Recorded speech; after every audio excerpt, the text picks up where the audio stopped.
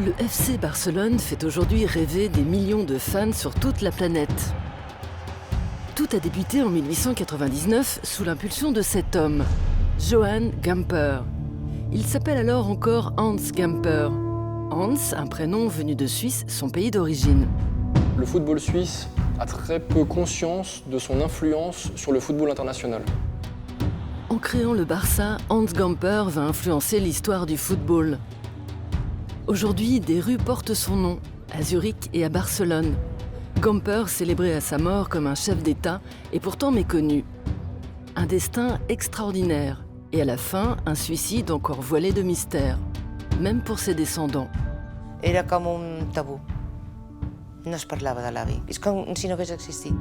Pourquoi ce silence? Qui était Hans devenu Johann Gamper? Quelle valeur aura laissé celui qui pensait que le sport pouvait réunir les gens? Dans le monde contemporain du foot business, quelle trace reste-t-il du fondateur du Barça? Et quelle est la part suisse de son héritage? Pour tenter de comprendre, les petits-enfants de Hans Gamper ouvrent pour la première fois leur album de famille.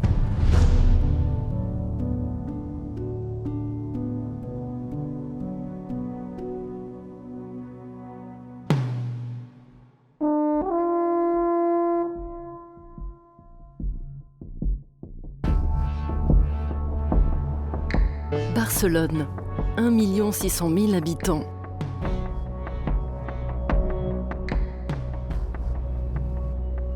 Musée du Barça, 1 900 000 visiteurs chaque année.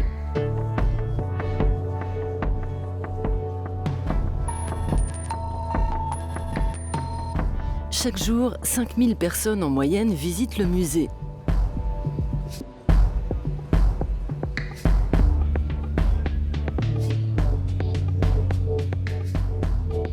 Parmi les effigies contemporaines, on distingue celle du fondateur du Barça, Johann Gamper, dont on sait peu de choses comme son vrai prénom, Hans, d'origine suisse. Pot ser que el coneguin de nom, però de la història, de qui era, de com va fundar el club, d'on venia, jo crec que la gent, com a mínim els que són fora de Catalunya, no tenen massa idea. Hola, veniu cap aquí, joves. Hem vingut aquí per parlar del Johann Gamper. Algú de vosaltres sap qui era aquest senyor? Fundador del Barça. Fundador del Barça. Vale. Ara ja sabem que és fundador del Barça. Què més sabeu? Que és suís. Que era suís. Molt bé. Bé, Gamper és un jove que ha anat formant-se a Suïssa dins, diguem, d'un entorn molt pensat, molt abocat cap al món dels negocis, i aleshores ell ve aquí pensant a aprendre una mica de castellà per poder fer negocis, de fet, amb el món colonial de l'Àfrica. Era un jove que va fundar el Barça amb altres joves i era aquest senyor d'aquí.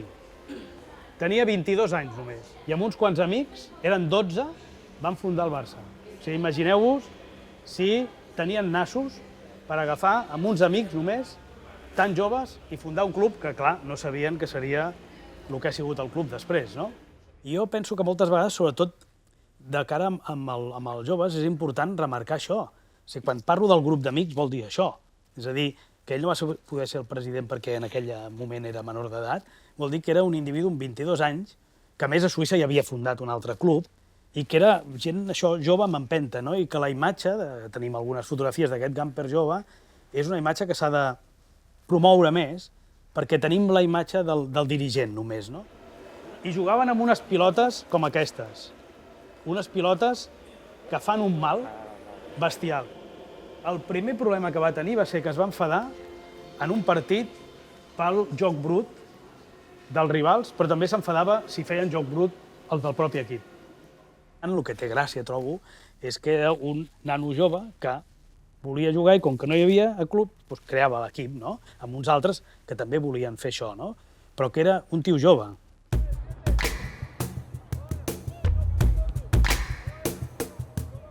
Jeune comme les centaines de jeunes qui aujourd'hui s'entraînent quotidiennement dans le centre de formation du Barça. Jeune comme l'a été un jour Guillermo Amor, actuellement responsable des équipes juniors. Il est passé par toutes les classes du club jusqu'à faire partie de la Dream Team de Johan Cruyff dans les années 90. Donde estamos ahora lleva su nombre, es la Ciudad Deportiva Joan Gamper, ¿no? Eso ya dice algo. Y la lástima es que no pueda ver en lo que se ha convertido aquello que él puso en marcha. Cette cité sportive de 14 hectares comprend 9 terrains de foot. C'est ici que les dirigeants souhaitent transmettre les valeurs du club qu'ils relient aux origines du Barça. Que hay que trabajar, que hay que esforzarse, que hay que sacrificarse, que hay que intentar mejorar cada día, que caerás pero te tienes que levantar. Luchar para conseguir pues, todo aquello pues, que quieras conseguir, ser humilde, trabajar. L'espai més important per nosaltres, que és la ciutat esportiva, on els nous jugadors s'estan formant, aprenen a jugar a futbol i també aprenen a ser persones, doncs es diu Joan Gamper. El fet de que Joan Gamper doni nom a la ciutat esportiva crec que ha d'omplir d'orgull a ell, evidentment, i a la seva família, perquè és allà on tot comença i on tot neix.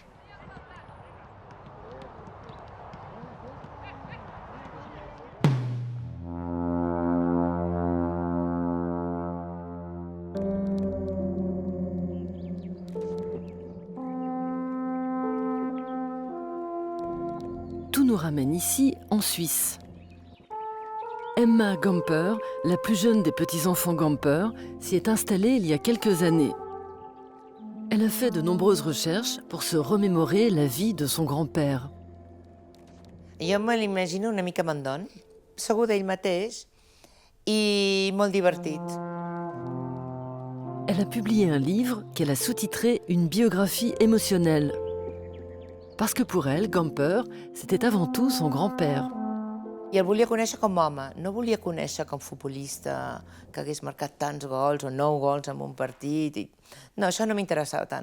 M'interessava conèixer el meu avi, la persona que podia estar al costat meu i em podia haver acompanyat una mica quan jo era petit. M'hagués agradat tindre més informació. És molt difícil la vida del meu avi perquè hi ha hagut un secret familiar i no se'ns ha explicat res. I nosaltres, petits, no vam demanar perquè ningú ens va explicar gaire cosa i no vam ser curiosos, és una falta també nostra, però no se'n va ocórrer mai preguntar res. Era com un tabú. No es parlava de l'avi. És com si no hagués existit. Le pèlerinage d'Emma a commencé ici, au numéro 7 de la Jakobstrasse de Winterthur, près de Zurich, où est né Hans Gamper le 22 novembre 1877. Un siècle et demi plus tard, Emma et son fils Yannick rendent visite aux actuels propriétaires. La maison a conservé pratiquement la même configuration que lorsqu'August Gamper, le père de Hans, l'a achetée. C'est très sympa. Això és la història d'aquesta casa, de la casa que es troba ara a la Jakobstrasse número 7. Comença sent una propietat del constructor i després el primer que compra és l'August Gamper. Aquí es veu, i aquí ja es veuen tots els altres compradors d'on ha anat passant aquesta casa de mà en mà. Ara que perteneixen a la família Rinderknecht. Der Hans Gamper oder der Juan Gamper, der hätte halt so das Kaufmännische, oder? Ja. Oder das Interessant. Das hat er mit der Muttermilch eingesogen. Weil der Vater, der hat überall, also jetzt der jetzt ist es der Urgroßvater, der hat mit Häusern wahrscheinlich auch gehandelt, oder? Er war ja nur ein Jahr da rein, dann hat er wieder und dann an einem anderen Ort auch wieder, in Zürich. Also, er war ein Händler, oder? Eigentlich mit, und das war damals sehr neu. Seule cette plaque commémorative témoigne encore du passage des Gamper, et encore, on a du mal à la lire. Maya Rinderknecht en a fait des reproductions frottées au crayon afin de les offrir aux visiteurs. Also es gibt so Geschichten, wenn ich die Stegen auflaufe und die Stegen ist abgebraucht, dann spüre ich die Leute, die hier gelebt haben. Ja. Also ich denke, ich hoffe, wir sind alle glücklich gewesen. La famille Gamper quitte Winterthur alors que Hans est âgé de 2 ans. Direction Zurich. Bien avant de devenir cette capitale économique, Zurich était une ville modeste. Auguste, le père, est absorbé par ses affaires, qui ne sont pas toujours un succès. La famille déménage souvent, Et la maman, qui porte aussi le nom d'Emma, doit subir de nombreuses cures contre la tuberculose. À la mort de leur mère, Hans, l'aîné des 5 frères, prend les choses en main. I aquí va viure ell 6 anys després de la mort de la seva mare. I aquella època va ser una nova època per ells, on entre els germans es van tindre que posar-se junts. El meu avi tenia uns 11 anys. Havien recuperat una certa llibertat de fer una mica el que volien, amb un pare que estava sempre llegint els diaris, mirant si la bolsa pujava, la bolsa baixava, i els nanos, entre bolsa i bolsa, feien bicicleta, anaven a patinar, tenien els seus amics. C'est à ce moment-là que Hans commence à faire du sport. Beaucoup de sport. No solament era el meu avi, era tota una època que els esports estaven explotant per tot arreu. Aquesta gent estava preparada a acceptar qualsevol nou esport. Tot era una novetat i era passar-s'ho bé. I era una època, devia ser fantàstica.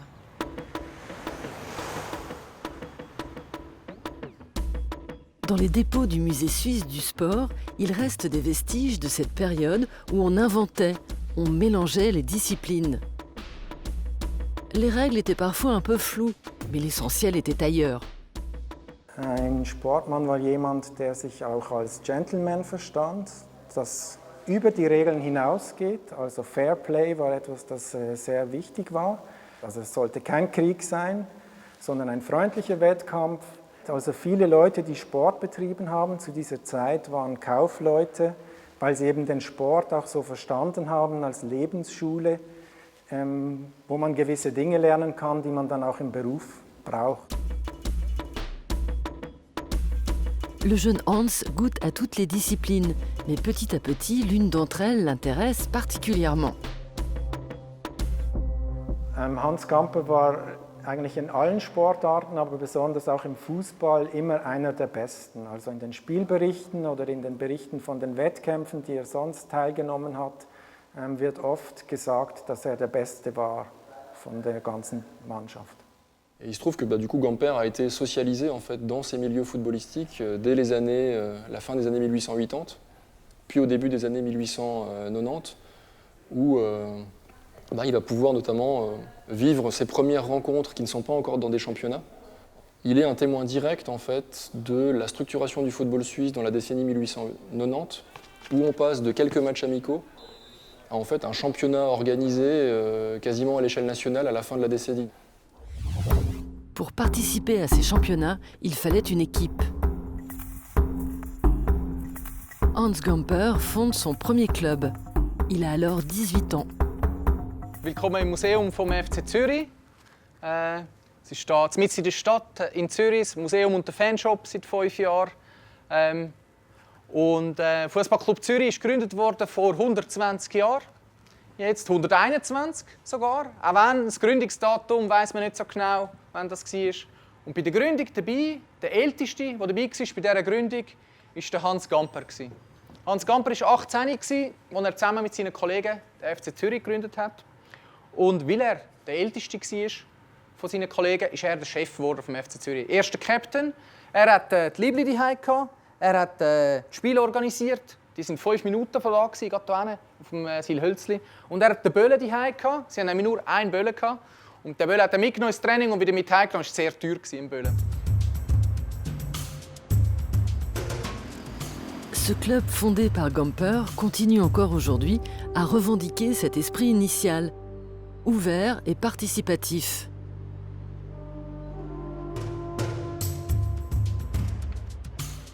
La petite fille et l'arrière-petit-fils de Gamper rendent visite au président actuel, Ancilo Canepa.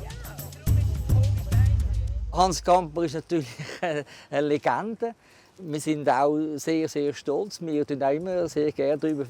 Hans Gamper, Mitgründer vom FC Zürich und eben Gründer vom FC Barcelona.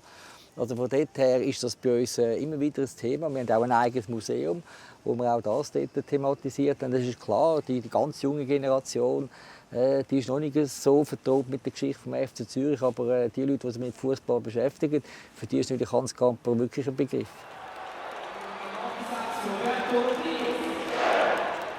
Jour de match au stade Letzigrund.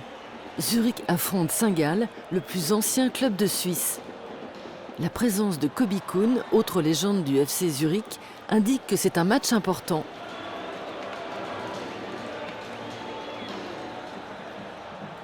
Le club joue pour une place de leader. Et pourtant, seules 8000 personnes y assistent sur les gradins prévus pour 26 000 spectateurs. Le football suisse, c'est un petit championnat européen qui, malgré tout, a un niveau de compétitivité qui est peu élevé. Il suffit d'aller regarder un match pour s'en rendre compte. On est plutôt au niveau d'une deuxième division espagnole ou d'une deuxième division italienne, en termes de niveau de jeu. Pourtant, à la fin du 19e siècle et au début du 20e, la Suisse et ses émigrés participent largement à la propagation du phénomène football à travers la planète.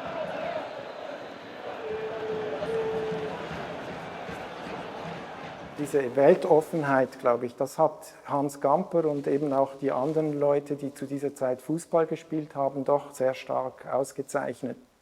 Und man sieht das halt eben, sobald sie ins Ausland gehen, diese Spieler, dann schließen sie sich einem anderen Club sehr schnell an. Diese Weltoffenheit, glaube ich, das ist, kann man sagen, das ist das Erbe von dieser Zeit, von Hans Gamper, aber auch eigentlich allen Leuten, die damals Fußball gespielt haben. Hans Gamper n'est pas forcément, comment dire, c'est pas une figure isolée en fait. Si on le connaît pas forcément beaucoup, c'est aussi parce qu'il est dans un groupe qui est déjà très nombreux en fait à l'époque. Alors, c'est pas des milliers de personnes qui font ça, mais il y a sans doute plusieurs dizaines de citoyens suisses qui vont en Espagne, qui vont en Italie et qui créent des clubs de foot et qui jouent au foot dans les années 1900.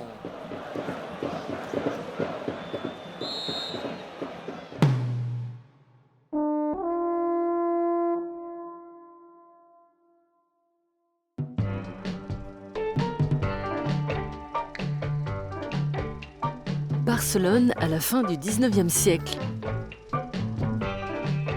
533 000 habitants et 667 automobiles.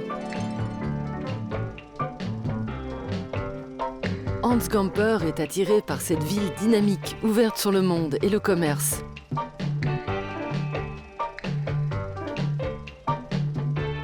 La Barcelona de finals del segle XIX és una Barcelona emprenedora, és una Barcelona en què el món burgès està agafant, diguem, una empenta important, la industrialització ja està a la segona fase, etc. Tot això, diguem, va endavant, tot i que el context espanyol sigui el de la pèrdua de les colònies, però en canvi la societat catalana és una societat expansiva econòmicament.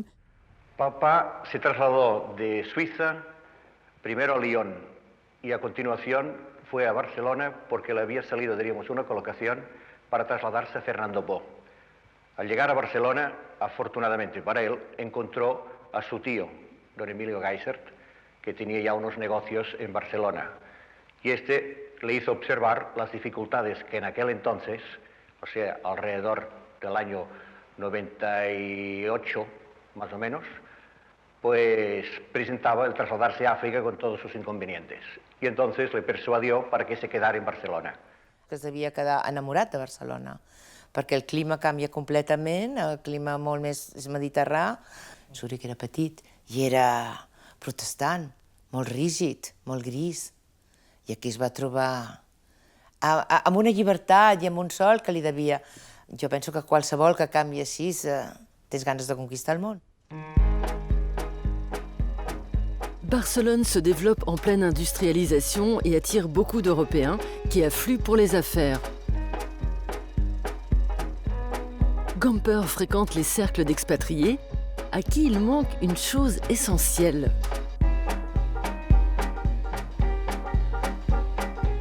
Quan Gamper arriba a Barcelona, el decalatge que hi havia entre les possibilitats de fer esport a Suïssa o a Anglaterra i a Espanya, a Catalunya, clar, era una diferència abismal.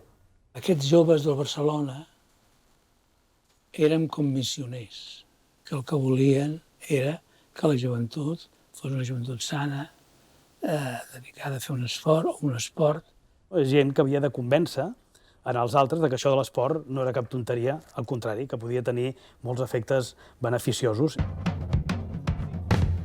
Depuis Barcelone, Gamper garde contact avec Zurich et collabore avec l'hebdomadaire Schweizer Sportblatt, qui est la publication sportive la plus ancienne de Suisse. nachher, als er in Barcelona ist, schreibt er immer aus Barcelona über seine Erfahrungen. Am Anfang schreibt er eben, es werde ein bisschen wenig Sport gemacht, es sei ein bisschen langweilig, er müsse jetzt mit anderen Sportarten machen, es gäbe keinen Fußball in Barcelona, wir machen jetzt andere Sportarten. Monsieur Hans Gamper nous rapporte depuis Barcelone que là-bas on ne fait quasiment aucun exercice physique. Il nous informe qu'il fait du sport chaque semaine avec le collectif suisse de Barcelone, du lancer de cailloux et des levées de poids. Peu de temps après, cet autre article signé Gamper dans l'hebdomadaire catalan Los Deportes. Notre ami et collègue Hans Gamper, de la section de foot de la société Los Deportes, ancien champion suisse, souhaite organiser quelques matchs à Barcelone et propose à tous ceux qui apprécient ce sport de le contacter en se présentant dans cette rédaction les mardis et vendredis de 9h à 11h. Estem aquí, a prop de la Rambla, i anant cap al gimnàs Soler. Bé, bueno, que queda el gimnàs Soler perquè avui en dia són les dependències municipals i és on el meu avi, amb els seus amics estrangers, va gestar la fundació del club. Aquí tenim la placa, diguem, on resulta que estava el gimnàs Soler, ara són, com deia, unes dependències municipals. El meu avi era un líder, jo sempre ho he pensat, perquè arrossegava tothom.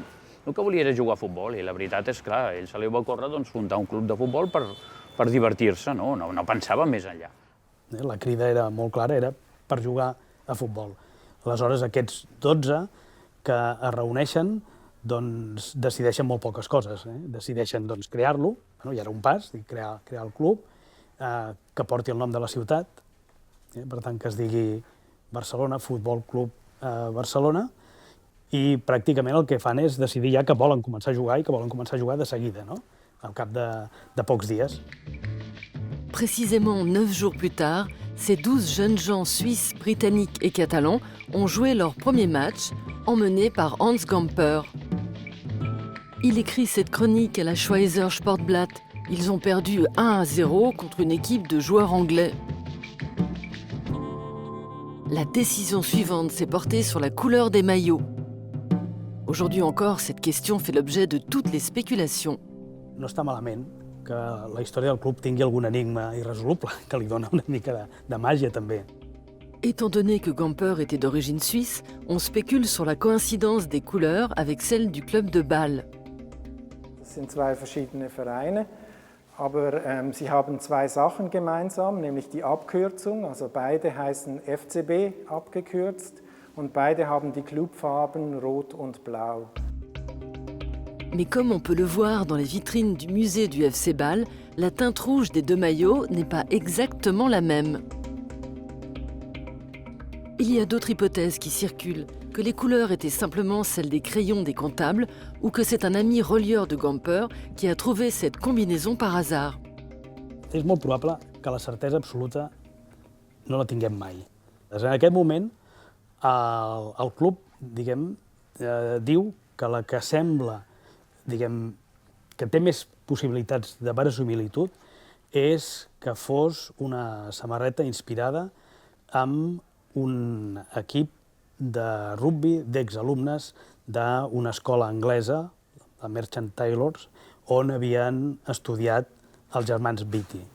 I, de fet, qui va fer les camisetes vermelles i blaves va ser la mare dels Beatty, que els hi va fer igual com ells portaven al col·legi d'Anglaterra.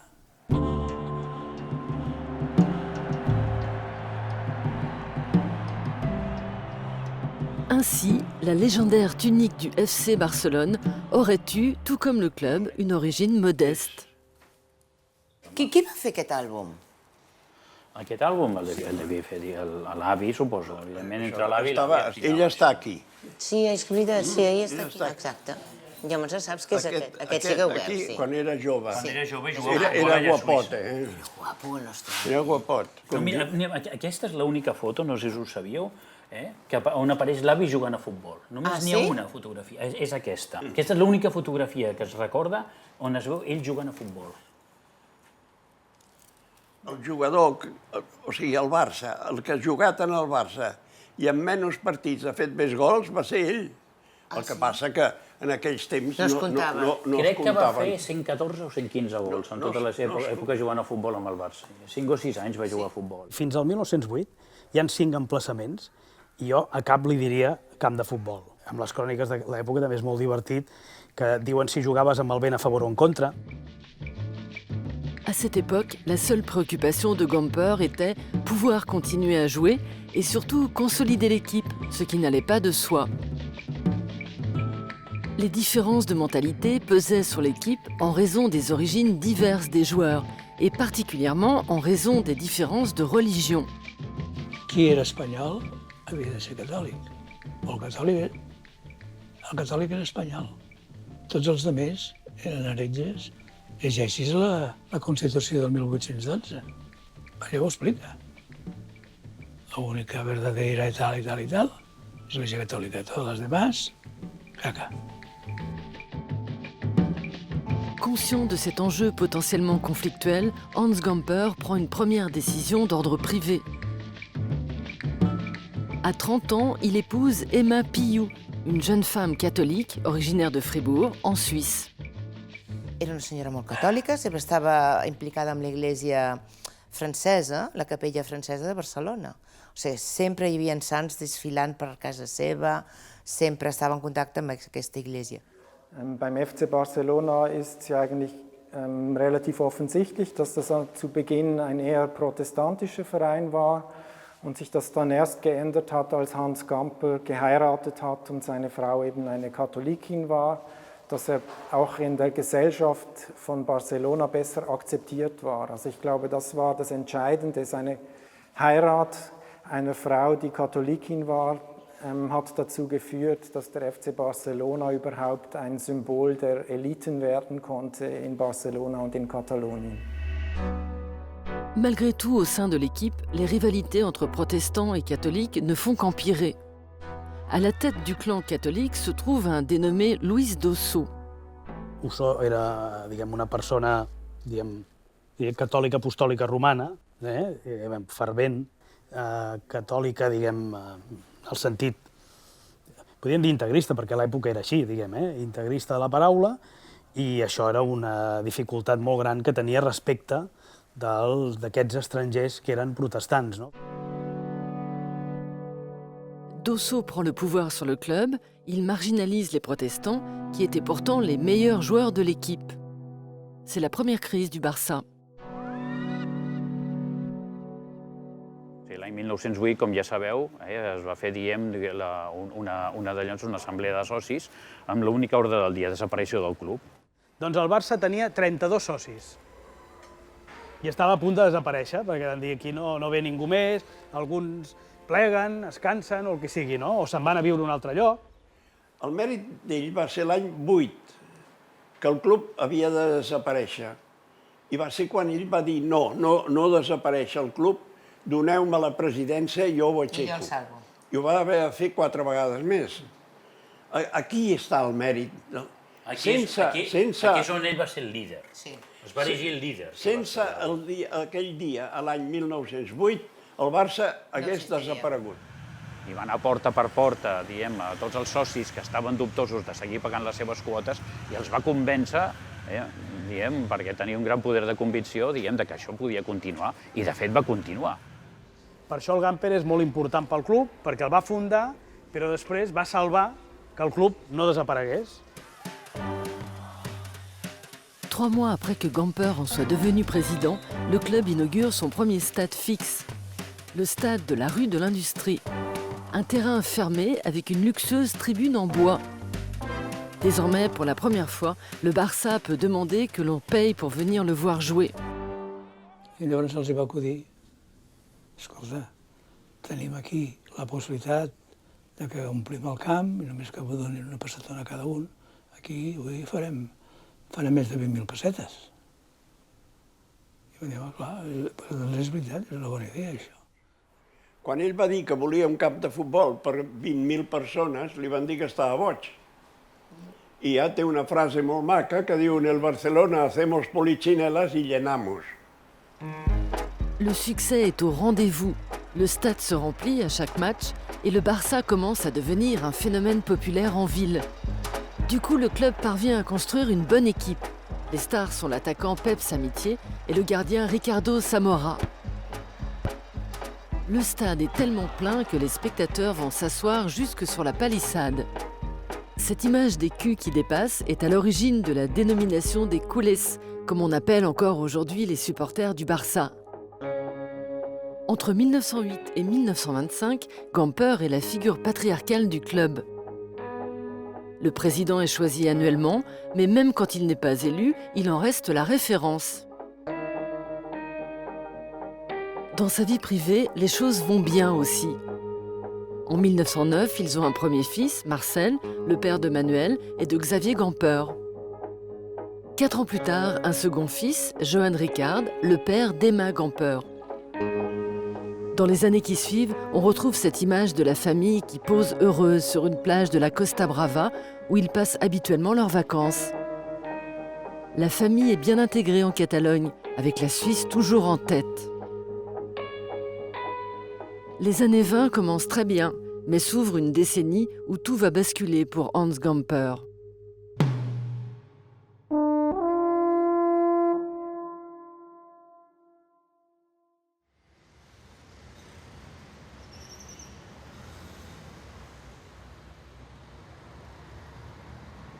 Bueno, ens trobem en aquest emplaçament, que ara avui en dia, com podeu veure, hi ha una illa de cases, i aquí hi havia l'antic estadi de les Corts, que resulta que va ser construït l'any 1922, en el qual també el meu avi va contribuir econòmicament amb la meitat del cost. L'estadi de les Corts es va construir fonamentalment perquè el Barça, ja degut als seus èxits esportius, necessitava un emplaçament una mica més gran per una banda i al mateix temps, esclar, vull dir, un lloc on ficar, diguem, tants socis que tenia de l'època, no? Le 19 février de 1922, moment très important pour le club, on pose la première pierre du stade de l'Escorts. L'album de famille des Gamper recèle quelques images rares qui montrent la solennité de l'instant.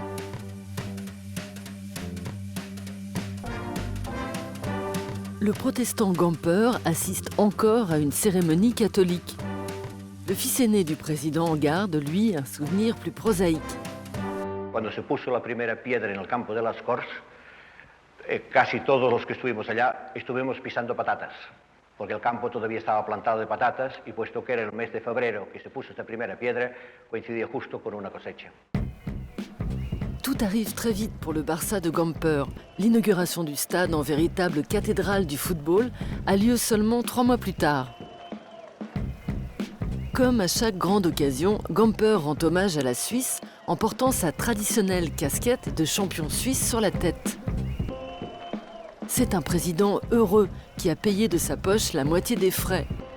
Cela lui donne le droit de donner le coup d'envoi du match inaugural contre l'équipe écossaise de St Mirren.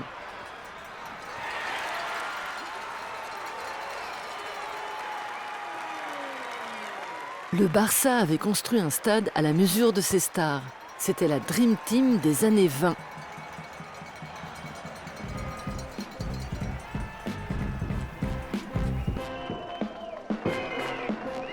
Les supporters affluent au stade pour les voir jouer. 30 000 places sont prévues dans le nouveau stade, une capacité énorme pour l'époque. Mais les coulisses continuent à se précipiter en craignant de ne pas pouvoir assister au spectacle.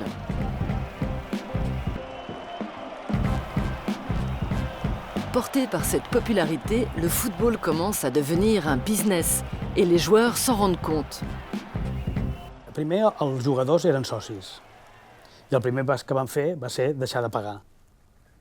Clar, si ells eren a l'espectacle, per què havien de pagar, no? Això és el primer que passa. Diguem, el segon pas és que hi hagi algun obsequi. I el tercer pas és que cobrin. Depuis toujours, Gamper prône l'amateurisme et vit très mal ses revendications. Après plusieurs disputes avec le gardien Samora, celui-ci signe avec l'équipe rivale, l'Espagnol de Barcelone. C'est ainsi que les deux grands amis Samitier et Samora deviennent les capitaines rivaux de 2 équipes adversaires. Gamper era, diguem, d'entrada desfavorable al professionalisme. Però Gamper també havia, Gamper havia ajudat a néixer aquella criatura que s'estava fent gran. Per tant, seria una mica incongruent ajudar a fer tot allò que es vagi fent gran i no admetre el que d'alguna manera hi és implícit, que és que si tu el que crees és un espectacle al qual van milers de persones, en el qual ja no és allò uns amics que juguen, sinó que hi ha uns que juguen i uns altres que van a mirar i paguen per mirar, i que hi ha una atenció per part dels mitjans de comunicació, etc., és lògic que el pas següent sigui acceptar el professionalisme. Mais pour Gamper, le football reste avant tout un loisir. De temps en temps, après une grillade, il organise avec ses amis des petits matchs improvisés, juste pour le plaisir.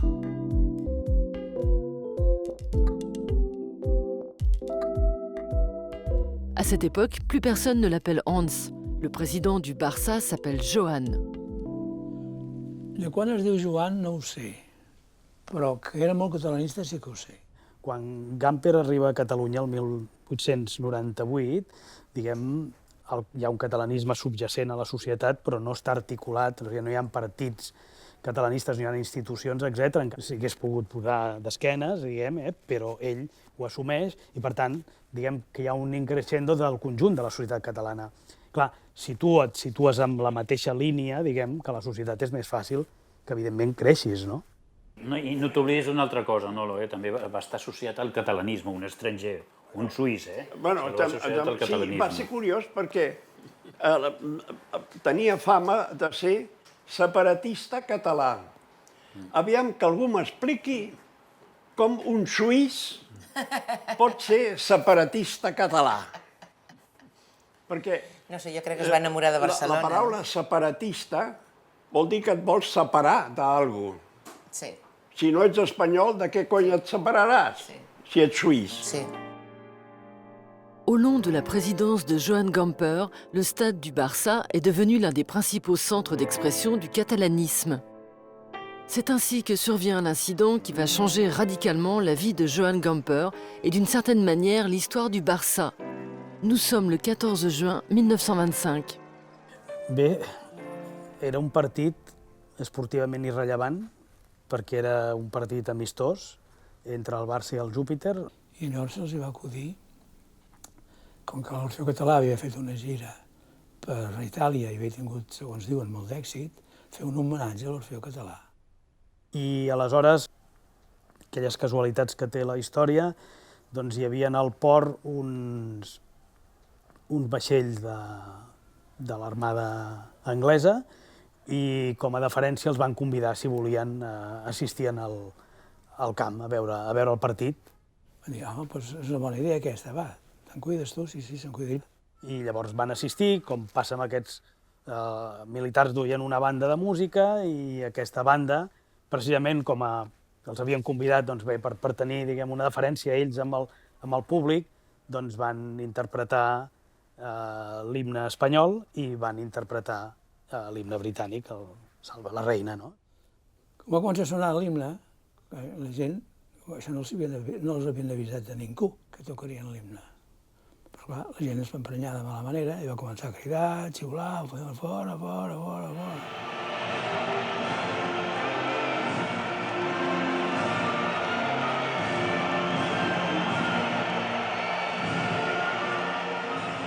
El que es va trobar va ser, per sorpresa, evidentment, el primer de tots, de la banda de música anglesa, va ser que els van xiular, que ho fem tan malament. No, el van xiular només l'himne espanyol. Com que allà hi havia el senyor governador i el Milan del Bosch i no sé qui més, van dir, escolta, això no es pot aguantar. Han xiulat l'himne espanyol i han aplaudit els anglesos. I aleshores, doncs, això hem de pensar que estem a l'any 25, que estem en plena dictadura de Primo de Rivera. Perquè el Gamper no sabia posar-se tampoc, però hi ha fotografies que es veu que està ell així, com baix. Suposo que estaria pensant que ens caurà sobre una, com efectivament va caure. I això va comportar finalment el tancament del club durant 6 mesos. Tancament vol dir que durant 6 mesos no es van poder obrir ni les oficines, que els socis no podien, diguem-ne, pagar la quota, per entendre'ns, i per tant tampoc no podia haver activitat esportiva. La dictature du général Primo de Rivera accuse la direction du club d'avoir provoqué l'incident. Elle destitue Joan Gamper et le remplace par des personnes favorables au régime militaire. Pendant 6 mois, les portes du stade resteront fermées. Johan Gamper, lui, doit s'exiler en Suisse. Vol dir, fora del país, però catalanista, perquè vostè està fent apologia del catalanisme. I Gamper, aleshores, va aprofitar que no havia abandonat la nacionalitat suïssa per, diguem, fugir, de fet, anar a Suïssa, fer un petit exili, podríem dir Suïssa. Aarau, commune d'origine des familles paternelles, les Gamper, et maternelles de Johann, les Hessig. Durant ces années d'exil, Johann Gamper semble avoir trouvé refuge auprès de son oncle Hans Hessig, qui était alors le maire de la ville. C'est ici qu'il est souvent venu se réconforter au contact des souvenirs familiaux. Und früher die Gamper, was können Sie von den Gamper erzählen? Gamper, also die haben den Stammbaum, den Sie wahrscheinlich schon kennen, eben sind es 3 Generationen Metzger und vorher sind es 2 Generationen mindestens Schuhmacher. Schuhmacher sind Sie, ja, das weiß ich. Ja. Das hat auch etwas mit dem Fußball zu tun, Schuhmacher. Ja. Man muss gute Schuhe haben. Schuhmacher ist auch sehr ein häufiger Beruf. Ja, das glaube ich auch. Der Beruf, der fast am häufigsten war Ja. in der Stadt.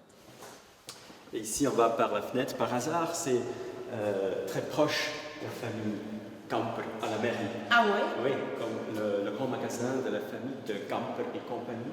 Alors, il faut Logé me montrer dans ça. le- Je peux ouvrir, oui, je vois. Attends, ich bin Oui, blockiert. ist klar. Dort immer das dekorative Element, das G Ja. und das O, glaube ich, und CO Gamper Company. Ah, Und es ist nicht da nur- ist ein C noch Ich glaube, dazu. da ist noch ein C zwischendrin. Dort noch. Ah, Aber G das ist eigentlich- sehe ich einfach nicht, ja. Und da ist eigentlich das Gebäude. Ja. Plus das zweite, das Skyline, das war ein Laden. C'est l'ancien magasin des Gamper. Ouais. Et on voit même la date, presque un siècle entier que les Gamper avaient leur magasin ici. Je pense que c'était jusqu'en 1962. Johann Gamper fait des allers-retours entre Aarau, Zurich et Barcelone, où il se rend clandestinement. Après quelques tristes années d'exil, la famille se réinstalle à Barcelone, au domicile familial de la rue Girona. Nous sommes en 1929. Après 4 ans de séparation, même si les traces du Barça sont encore là, le divorce avec le club est consommé. Parallèlement, le sort s'acharne sur les affaires Gamper, avec le crack de la bourse de New York. Però jo me'n recordo que el meu pare em deia que durant 2 anys abans que es matés, durant 2 anys, no es podia parlar a taula. Això no us ho va dir mai a vostre pare? No. Silenci absolut a taula, perquè hi havia les accions del sucre de Cuba i tot això. Això sí que m'ho va dir el meu pare, que no es parlava. Estava prohibit parlar. O sigui que ell portava ja temps malament. Malament, rumiant, les coses no anaven com ell volia, i aquí no es va saber solucionar aquest problema, diguéssim, que tothom el va obeir i ningú va dir res. I es va imposar la llei del silenci. El papà em va explicar que l'avi tenia unes posicions molt fortes a la borsa de Nova York i quan la borsa es va enfonsar, en lloc d'intentar vendre i recuperar alguna cosa, va continuar comprant. Això també ho va dir el meu pare. Perquè deia, pensava equivocadament, que això un bon dia remuntarà. I si jo tinc moltes accions, doncs guanyarem molts diners. Però el problema va ser que no va remuntar. No va remuntar. Li va crear la depressió suficient per prendre la determinació que va prendre. Le 30 juillet 1930. Au 3e étage du domicile, numéro 4 de la rue Girona de Barcelone, Johann Gamper met fin à ses jours. Van dir que van haver de treure la pistola de la mà de l'àvia, perquè quan va entrar i va veure el seu marit mort, va agafar la pistola i es volia matar ella. I com que hi havia una minyona que va entrar darrere i li va treure la pistola. Ella es volia suïcidar, també. Hòstia, però no sé, l'hauria deixat als Va ser un dramón, Jo crec que la reacció a la seva mort és una mostra molt clara de que Gamper no havia desaparegut de la vida del barcelonisme. I això hi ha moltes fotografies i es pot veure el carrer planíssim de gent amb el seguici darrere el fèretre, els jugadors a les oficines del club, és a dir, el club va actuar en aquest sentit, reconeixent-lo com la figura que era, no? L'enterrement du protestant Johann Gamper a lieu selon le rituel catholique. Ainsi en a voulu sa femme, Emma, qui avait toujours espéré le convertir. Même enterrée dans la partie protestante du cimetière, la sépulture a été sacrée par l'évêque de Barcelone. Certifie avoir réalisé les bénédictions de cette sépulture pour la famille Gamper en observant les cérémonies de la religion catholique. La veuve Emma Gamper se mure dans le silence et incite toute la famille à en faire de même. De l'avi no es parlava a casa. Però que no estem d'acord que ens ha tardat tants anys en saber que era un personatge molt important per una ciutat on nosaltres vam néixer i vam viure i que ningú ens digués res. I la meva mare em va agafar i em va dir, t'has d'explicar qui era el teu avi i què va fer el teu avi. Llavors va ser quan ella em va explicar que l'avi s'havia suïcidat. En dehors du cercle familial aussi, on tente de faire oublier le fondateur du Barça. En el context del franquisme, Gamper era una figura enormement incòmoda perquè era l'estranger que s'havia fet catalanista i que havia hagut de sortir a l'exili, en plena dictadura de Primo de Rivera, era protestant i jo a vegades he dit l'únic que li faltava era ser comunista, que no ho era. Un exemple illustre cette tentative d'effacement de la figure Johann Gamper. 24 ans après la mort de son fondateur, le Barça a le projet de construire un nouveau stade pour le club qui est devenu gigantesque. La première pierre de l'ancien stade est déplacée en présence de nombreux supporters. Le Barça, club sentimental et friand de symbolisme, veut que cette ancienne pierre soit également la première pierre du nouvel édifice. Les journaux spéculent alors sur le fait que le stade serait baptisé du nom de Johann Gamper. Le général Moscardo, alors délégué national des sports, s'y oppose farouchement, comme en atteste ce document apparu récemment. Aquest senyor que li envia una carta al president del Barça de l'època, a Miró Sans, dient-li «Ni se te pase por la cabeza poner el nombre que circula por ahí. Puedes poner el tuyo si quieres».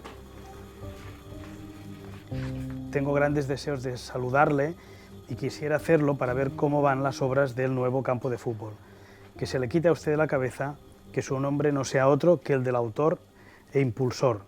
I a partir de l'endemà, enlloc, a la premsa, enlloc va sortir mai més Estadi Joan Gamper. Per tant, va ser vetat explícitament el seu nom com a nom possible de l'estadi, que no s'havia aprovat, però que a molts llocs apareixia com espontàniament com el nom que hauria de tenir aquest estadi. No?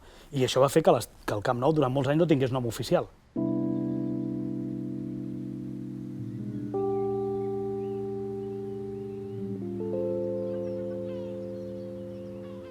Aujourd'hui encore, cette blessure reste ouverte pour les descendants de Johann Gamper. Quand ils se rassemblent devant la tombe du cimetière de Barcelone, ils continuent d'espérer qu'un jour, cette reconnaissance arrivera.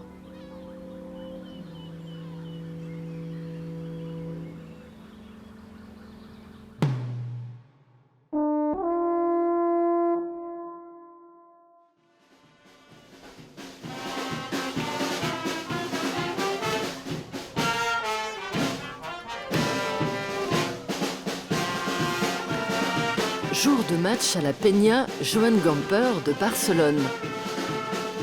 C'est l'une des 1246 peñas officielles du Barça dans le monde. On y cultive l'esprit des culés, ses supporters à la passion débordante.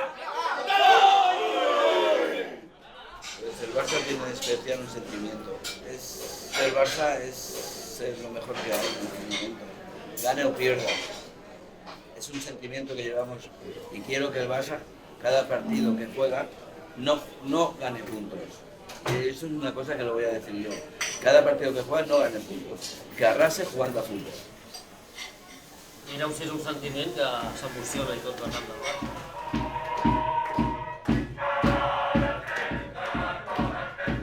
public qui assiste aux soirées de la Peña Joan Gamper est assez jeune. Mais toutes ces personnes connaissent-elles l'histoire du club? Les noves generacions, jo crec que molts d'ells en aquests moments no tenen present el que és la figura de Joan Gamper. Diu, sí, qui és Joan Gamper? El fundador del Barça. Però tota l'obra que va fer ell, del manteniment del club, perquè ja ho sabeu que va ser l'ànima durant 30 anys, la veritat és que això, bueno, les noves generacions no ho saben. À 850 km de Barcelone. Le même match, mais à la Peña Blaugrana de Lausanne. L'ambiance ici est moins méditerranéenne, mais l'émotion est la même. Que je suis du Barça, c'est notamment dû aux valeurs que transmet le club. Et c'est également pour cette raison que... Voilà ça! Là, il faut être attentif. C'est quelque chose qui plaît beaucoup au niveau de leur foot, de la qualité du football qui est présenté, du centre de formation aussi. Et je trouve que, en plus, c'est un club qui a été fondé par un Suisse, donc c'est d'autant plus aussi important pour moi. En dehors de l'Espagne, la Suisse est le pays ayant le plus de peñas barcelonaises au monde. Il y en a 8. La Peña de Lausanne compte 1 millier de membres. Elle a été fondée en 1977 par José Manuel Domínguez. À cette époque, le Barça va d'ailleurs vivre en Suisse, à Bâle, l'un des temps forts de son histoire. Pienso que de Barcelona se desplazaron más de 30.000 personas, o sea que era una marea. Las calles de Basilea, aquello era fantástico. Todo el día de fiesta por las calles de Basilea hasta la hora del partido. Y fue algo extraordinario, algo para mí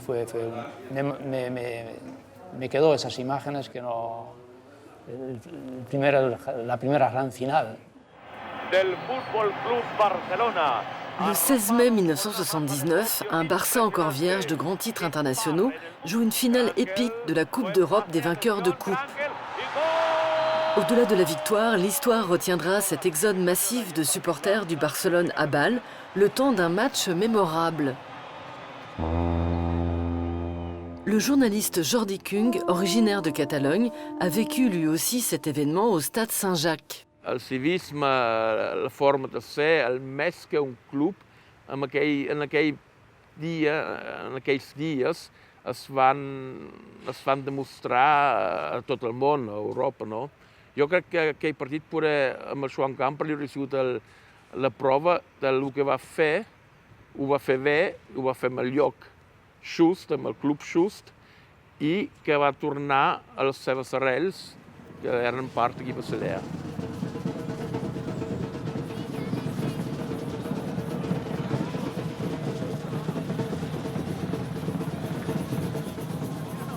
Une fois par an, les petits-enfants et le reste des membres de la famille Gamper sont les invités d'honneur du Camp Nou.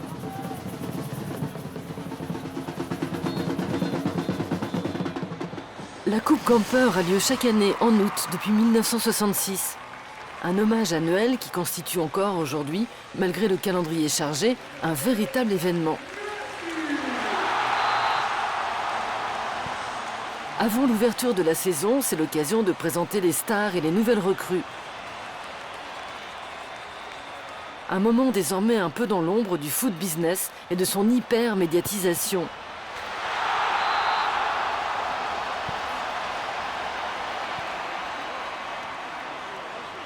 Car on est désormais bien loin du foot amateur que prenait Joan Gamper.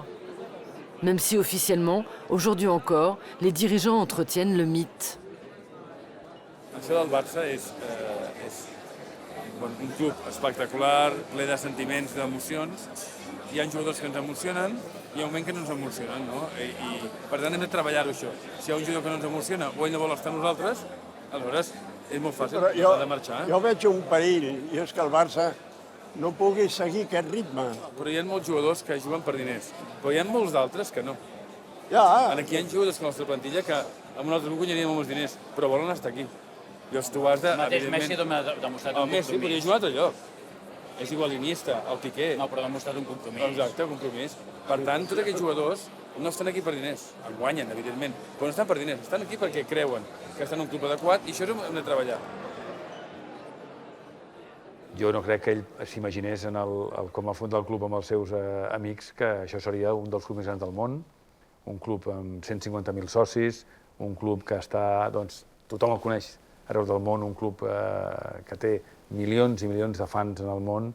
No crec que s'ho imaginés, però segurament que sí, que ell tenia clar que era una manera d'integrar, era una manera de que la gent participés en una activitat, en un esport, i que l'esport, doncs, que abans feia pàtria, però l'esport també feia millor les persones. Le Barça d'aujourd'hui symbolise toutes ces contradictions. Entre idéalisme et ultra-professionnalisme, entre universalité et catalanisme, entre la petite Suisse des origines et la folie des grandeurs contemporaines.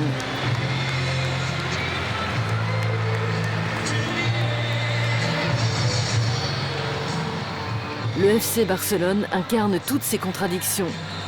Comme cet helvète inconnu, Hans Gamper, féru d'amateurisme, devenu Johann Gamper, l'homme qui a vu émerger le sport business.